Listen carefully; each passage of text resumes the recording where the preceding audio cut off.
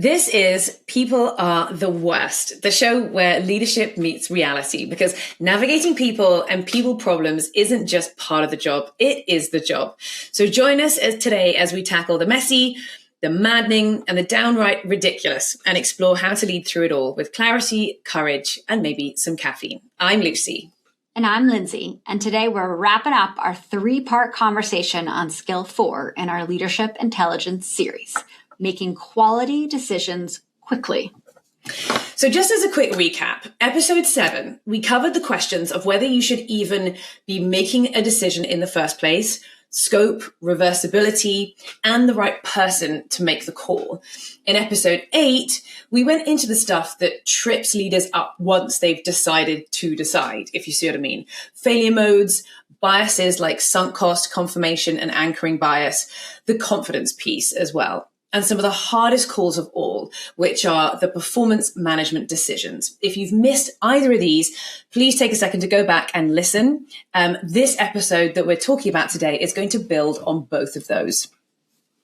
Yep. So today we're closing out the skill with the mechanics of decisions that are genuinely complex. This is the kind where more than one team is involved. There's lots of data on the table and the stakes are real. We're going to cover how to think about the data you need, how to identify the right stakeholders, and what process to actually use to make the decision. And then, importantly, how do you land the call once you've made it?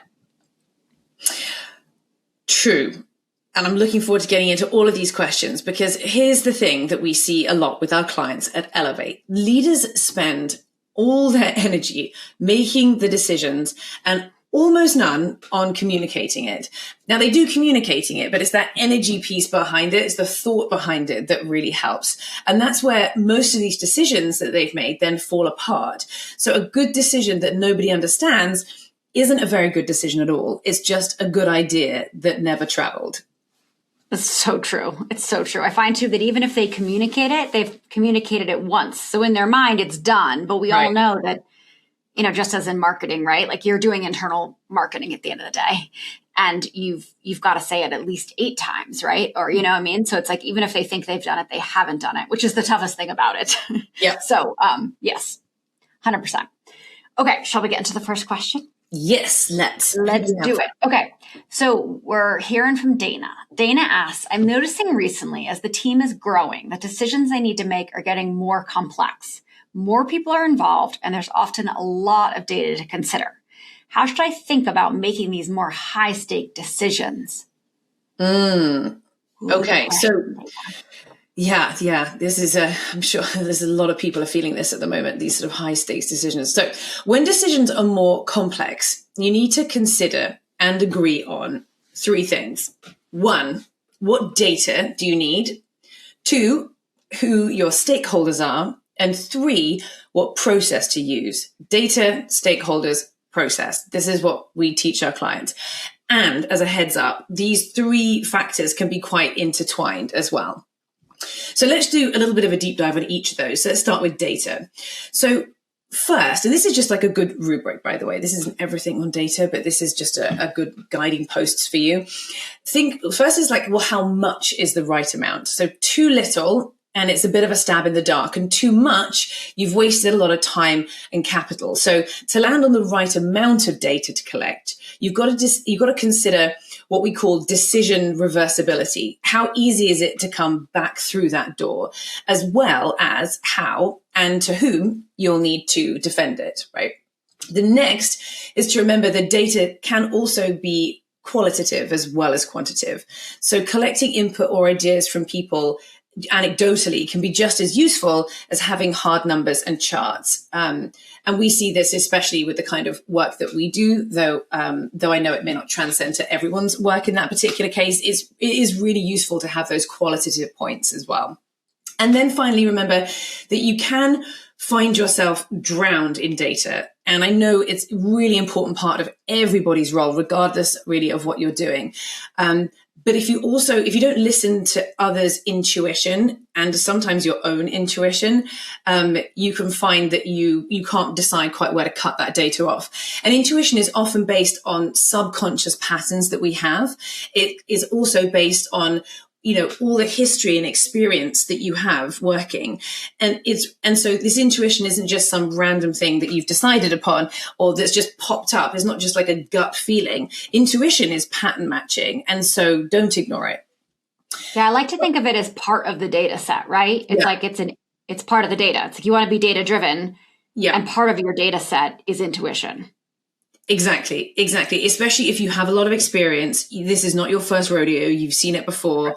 People often ignore it, just being like, no, but it has to be really ingrained in data. True, but also you'll have a spidey sense, and that's not based on nothing. Yeah. Right. Okay, so after data, you've also got to consider your stakeholders. So this is point 2. And of course, these are the folks who will be impacted by the outcome of your decision, and key in the communication piece as well. So Dana, you mentioned that more people seem to be involved now. Well, who are the ones whose work is directly affected and who actually needs to be factored in or brought into that decision making? And it seems like a super simple thing, but just making sure that you're considering that up front and you're making notes to that effect is really helpful because their intuition and their experience is also super valuable in these kind of situations. Okay, which brings us to our last factor, and this is process, and this is how the decision will be made.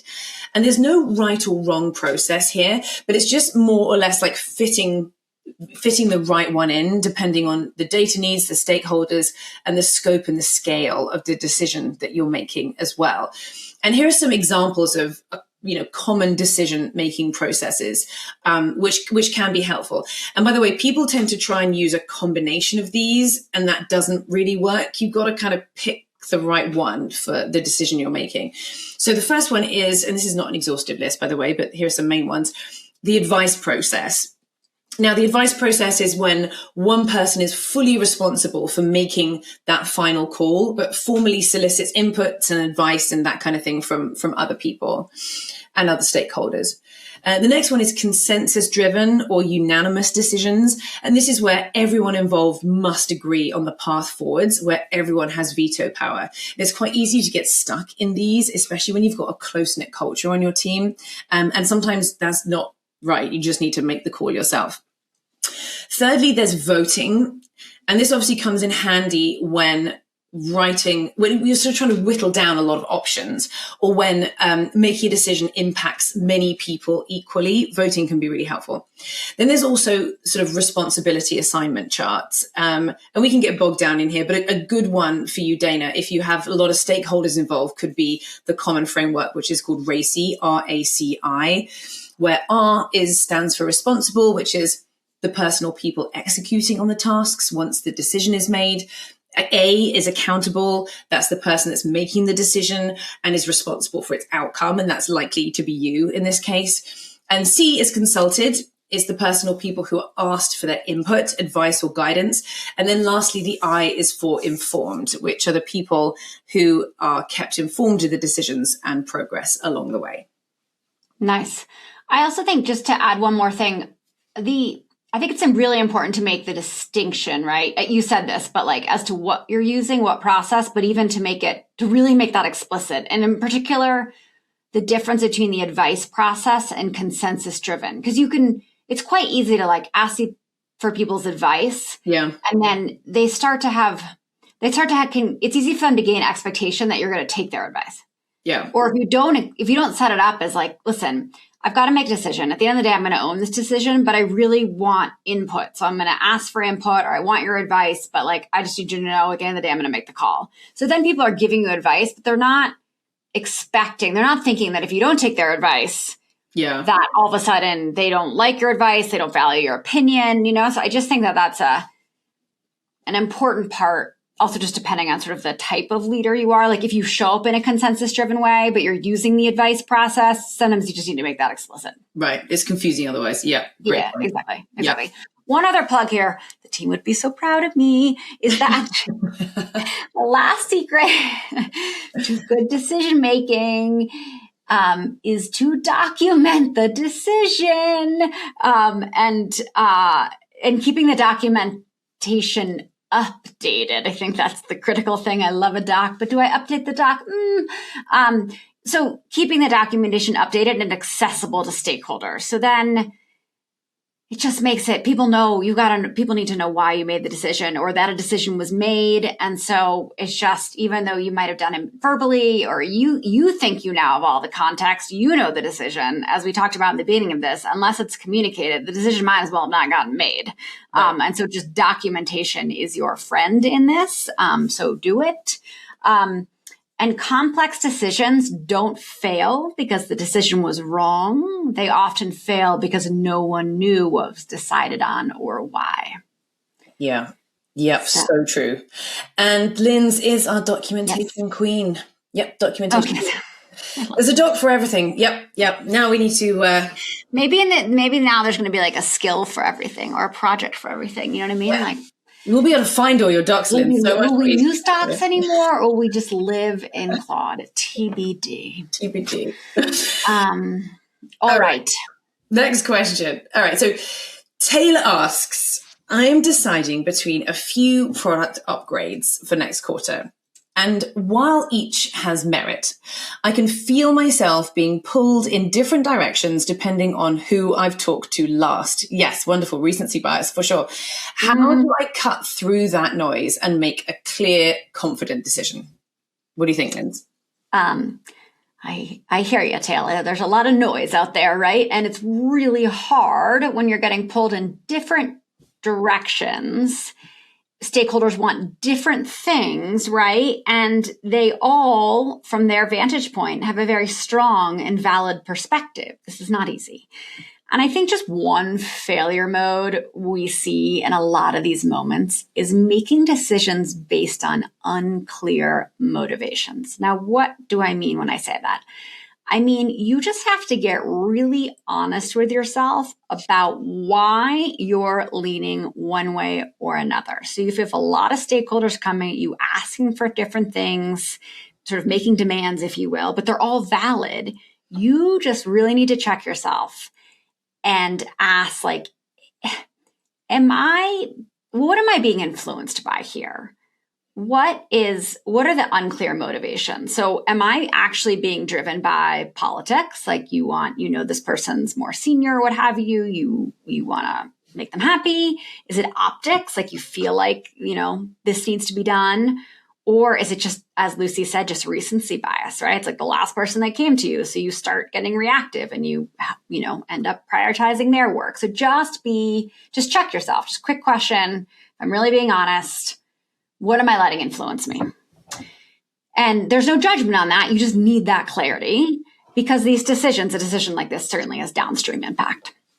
Yeah. And so just a few things that can help is first, just get anchored in your goals. Like, what does success look like for next quarter? And just step back from the noise and ask yourself that question. Because if you don't have that, everything sort of seems even, right? Like you've got to just be able to evaluate what are the trade-offs. So first you got to know, like, okay, what are my goals? Let me look through that lens.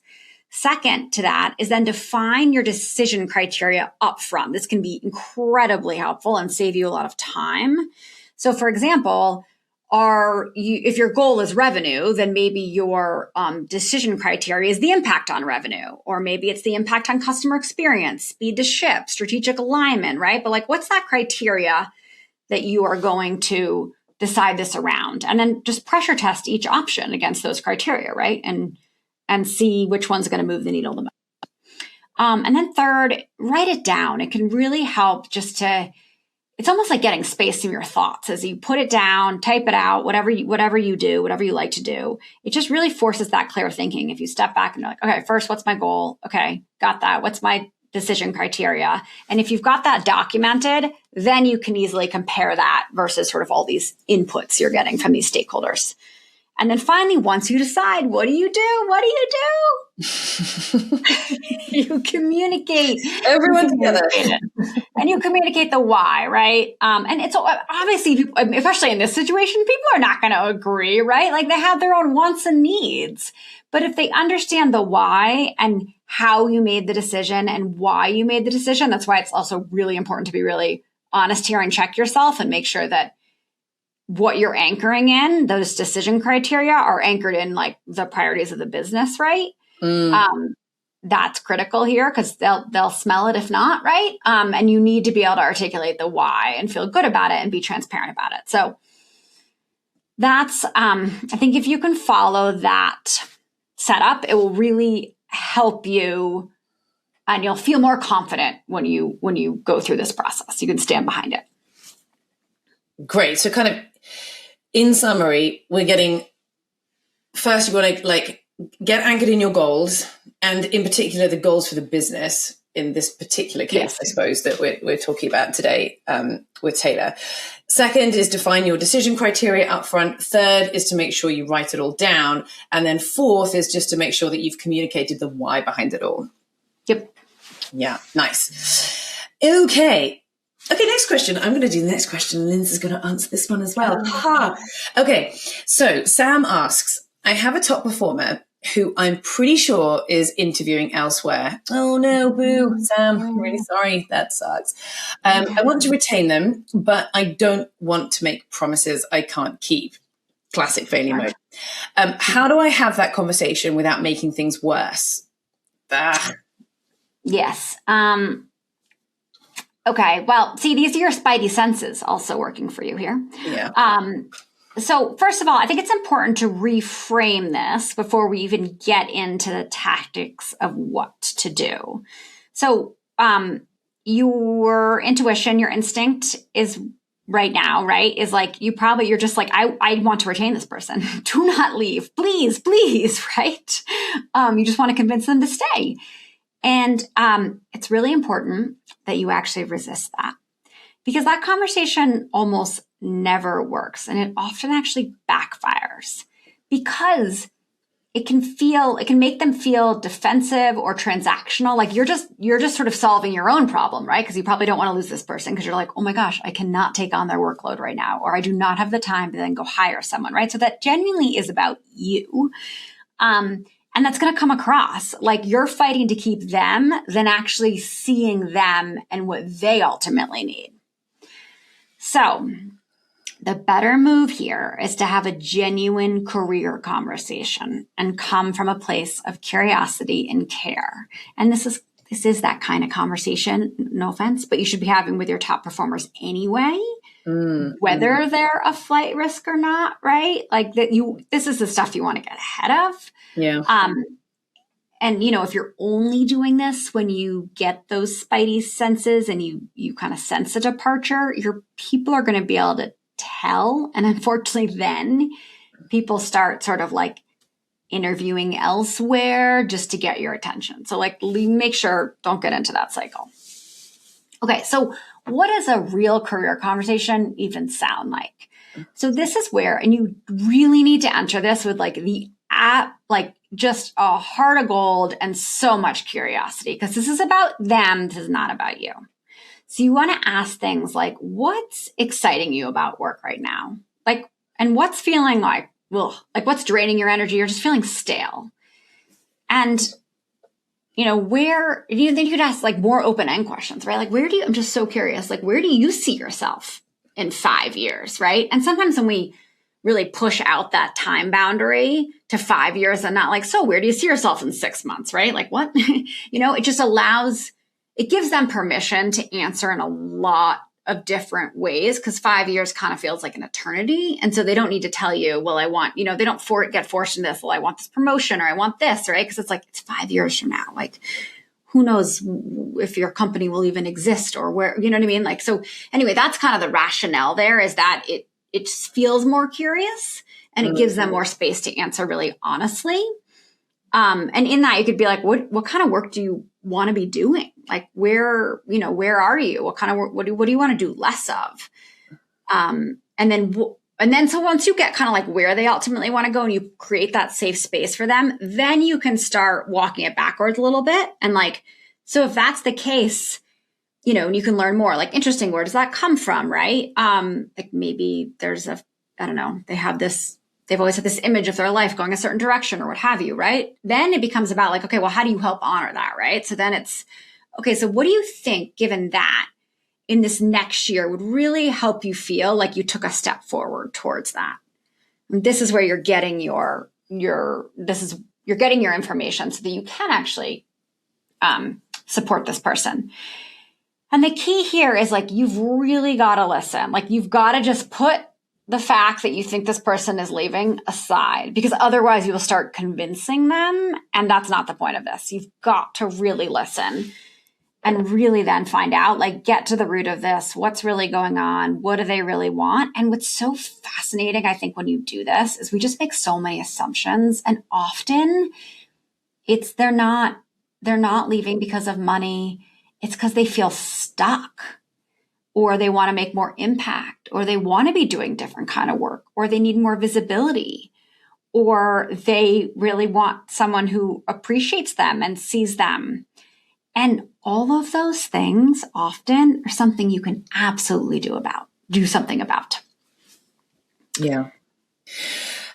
Careers are long, and nobody is going to work for you forever. And I think that kind of helps alleviate some of the stress sometimes. It makes me think. Yeah, I think.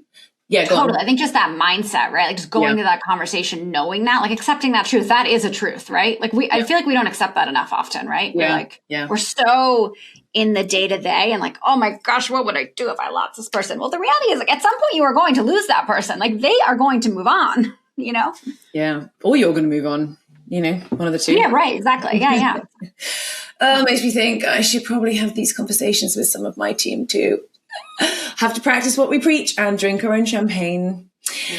But Sam, actually, you know, as you pointed out, the failure mode there is to avoid making promises that you can't keep. I know you're not in this specific situation, but as it's connected some dots in my mind, I think if anyone else is listening and they've kind of been in a similar-ish situation, I think if you find yourself having to talk about a promotion or a raise that you're not 100% sure you can deliver. Let's just say someone's proactively come to you asking for one.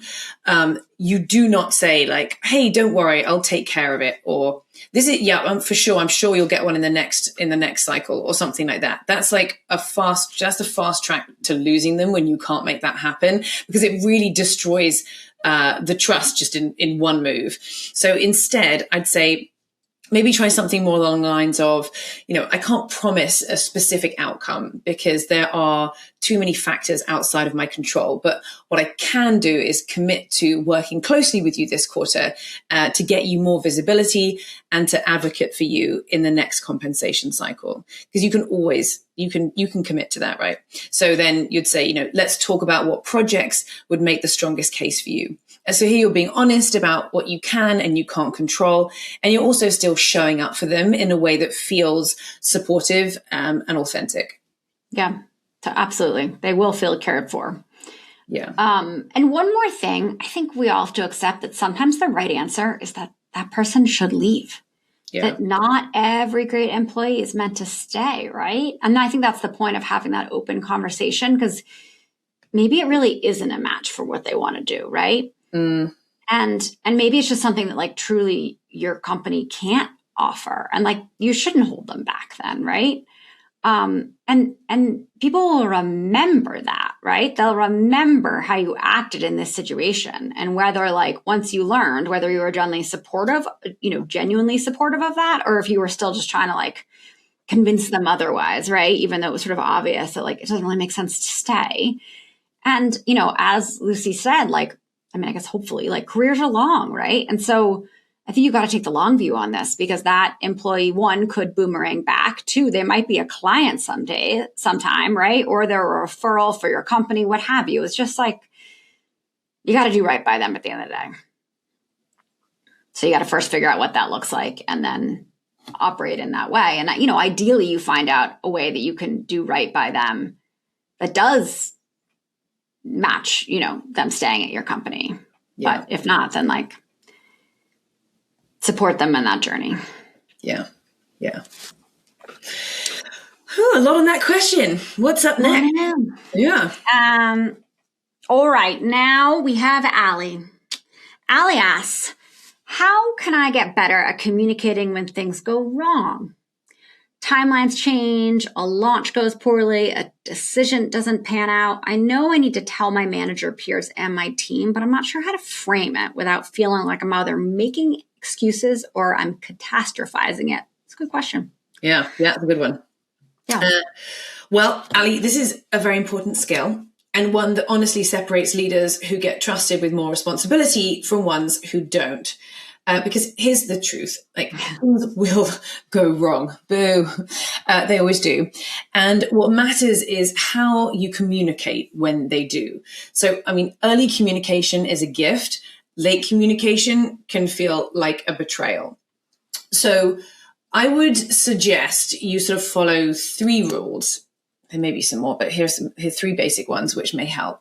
The first rule is share it early.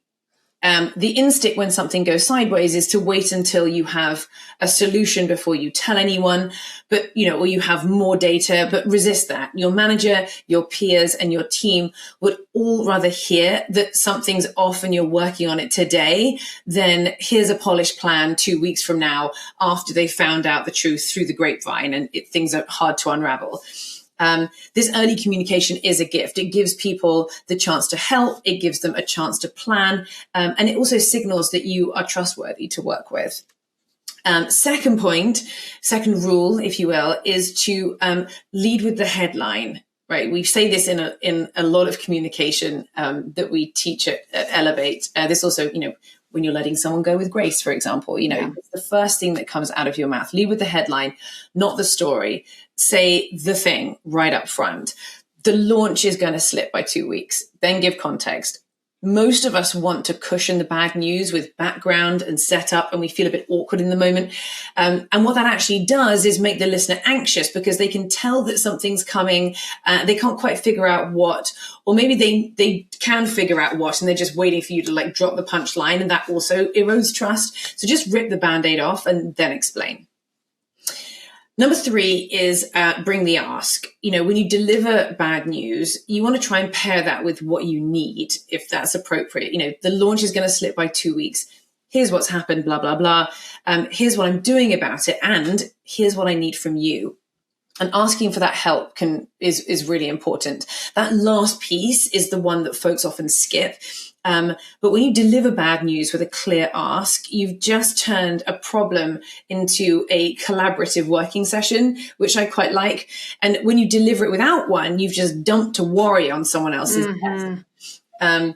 So I think that's how you can get to a good spot by the end of the conversation, is by making sure that you're asking for the help that you need.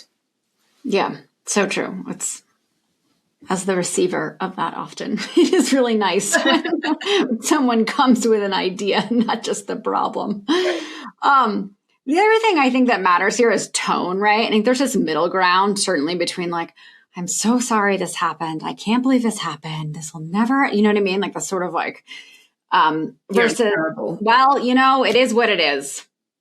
You're just okay, but there's just something in the middle there, right? Or it's you're not sort of woe is me, I'm so sort of weak that you feel as the leader, you're oh my gosh, I need to do everything for them, right? And then there's this sort of kind of obnoxious, I don't care, I take no ownership. Well, I mean, it happened, whatever, right? So I just think tone matters here, because you don't want a leader who crumbles every time something goes wrong, right? But you also want someone who takes ownership and sort of illustrates how they care in their tone as well. Yeah. So just a little bit of nuance. Yeah. And I think one more practical tip is, if the thing that went wrong is really big, something that affects other teams, customers, then just make sure that you communicate more than you think you need to. The number one complaint that I hear in coaching sessions with really senior leaders that I do is that, I found out about this problem way too late. And really nobody has ever complained about a manager communicating too quickly about a problem with too much context. It doesn't happen. So true. Yeah. Okay, next question. This one's from Nancy. And she asks, she says, I made a call last month that the team is now pushing back on because we've got some new information. And I'm genuinely torn. Part of me thinks we should stick with the decision because we already committed. And part of me thinks that this new data is real and we should change course. How do I know when to revisit a decision versus hold the line, stay the course? Yeah. That's so good. I love that. Yeah, Nancy, this is this is really a nuanced decision question, right? And first, I just want to start by saying just the fact that you see this, right? And you're aware of the tendency you might have or that comes off it, that can come up in these situations is such a good sign. Because leaders who never revisit are quite stubborn, really, right? And leaders who always revisit are very exhausting for the team. So right. the skill, right? Yeah, it's just the skill is knowing which is which. So great question to ask, like awesome observation. And here's some tips as to how to think about it to determine which is which. So first of all, don't confuse new information with a new decision. The first question to ask is, do we actually have new information or do we just have new discomfort? Those are very different.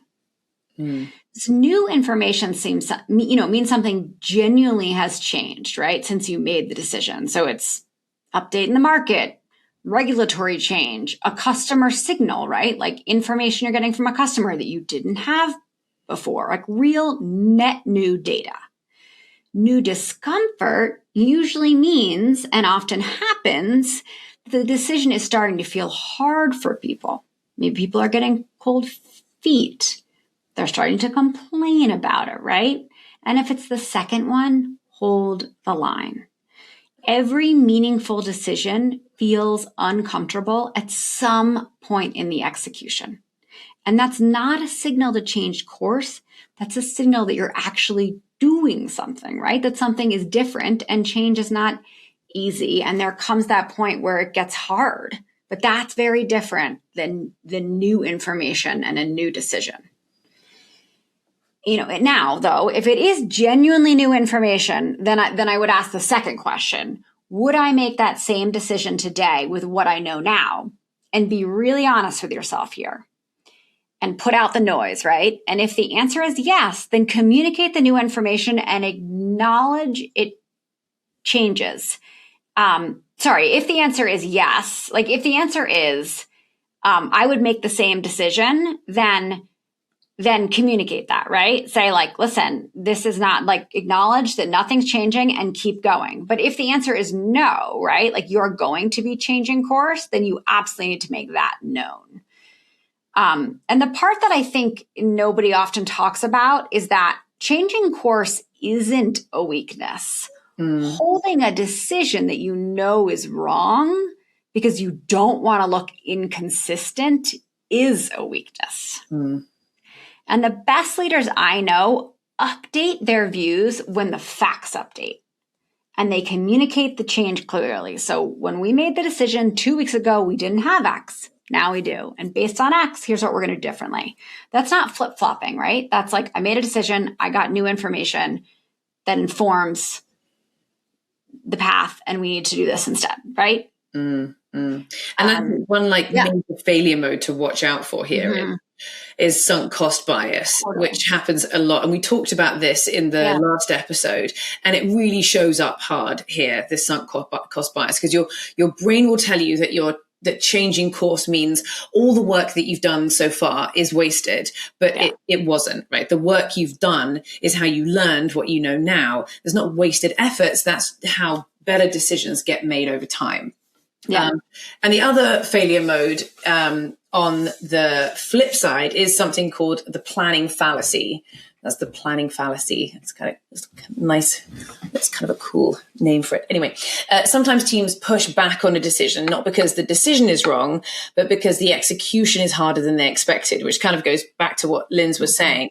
And it's not a reason to change the decision. It's a reason to revisit the plan. So it may be in the strategy that needs a bit of a revamp. So before you flip the call, like check, is the decision itself wrong, or is the plan wrong, or the execution plan wrong, right? You might not need to change the decision entirely. You might just need to change your approach so that the team can execute it a bit better. Yes, that's also good nuance, right? It's not to say that even if there is no new information, yet change is getting hard. That doesn't mean you necessarily do nothing, right? You just don't change your decision, but you might change the the time it takes for the execution to happen, right? Mm-hmm. So yeah, you're still listening, right? You're taking in that information, but you're not making a new decision because there is no new information. Yeah, nice. You really have to it's just amazing how much in leadership you really just have to create space, right? Because you need to be able to all this is coming in, you've got everything else going on, right? All the other work you normally have, right? And then you need to be able to create enough space to really step back and think and pressure task and become really mindful of what you're doing in the moment. Yeah. And that's hard to do. It's really hard to do right now as well, with the amount that people are trying to onboard into AI and really understand the new tools. And there's just not enough time in the day. And that does lead to fast decision making. It also leads to a lot of stress around decision making, I think. And then it also leads to kind of shoddy onboarding into that decision that you've made. Exactly, right? Because you're I don't have time to communicate. And then, or you just switch directions so quickly, but you haven't been able to be explicit because maybe you don't even really know, right? Because you don't have the time to reflect. Are we switching direction because the team is this is so hard? Or are we switching direction because Claude just, launched a new tool that totally changes what we were doing to do? I mean, there's just, it's not easy. But I think it's not easy, but at the same time, it just does beg. You've got to have time and space to think and to reflect. You can't, got to do it. Yeah. And I think bringing people along with that decision, with your decision making, is the key piece. People trust leaders who are transparent about their thinking, even when their thinking changes. And you're sort of doing the thinking out loud. Don't just do it on your own in a silo. If you need to make fast decisions, you may as well make them with with your team as you go along, so that they can hear the thought process as you go. Yes. Because if you don't, right, people just fill it in. Just make it up, make assumptions. And then you think about how that amplifies, right? It's if you don't, then you've got your whole team making stuff up. It's it can get out of control so quickly. Yeah. So it's nobody wants to feel out of control. Yeah. Okay. Well, let's land this plane. We've done 3 episodes, 3 on one skill, which is a lot, but there were a lot of questions from you on this, which we really appreciate and we've really enjoyed answering. But here's the through line from it all. Okay. So skill 4 is making quality decisions quickly. And it's really 3 skills wrapped into one, as we found going through these last few episodes. It's knowing whether to decide in the first place. It's managing the failure modes and biases and confidence issues that come up once you do. And it's handling the mechanics that we've been talking about today, the data, the stakeholders, the process, the communication, and when the decision is, genuinely complex. Yep. And I think the thing that ties all 3 together is good decisions aren't just correct. They're owned, they're communicated, they're documented and revisited, right, when needed. And that's really the full skill. Anyone can make a call, but what separates strong leaders is what happens around the call. Well, thank you for sticking with us through all 3 episodes on this. Next time, we start the 5th and final skill in our leadership intelligence series, which is staying human.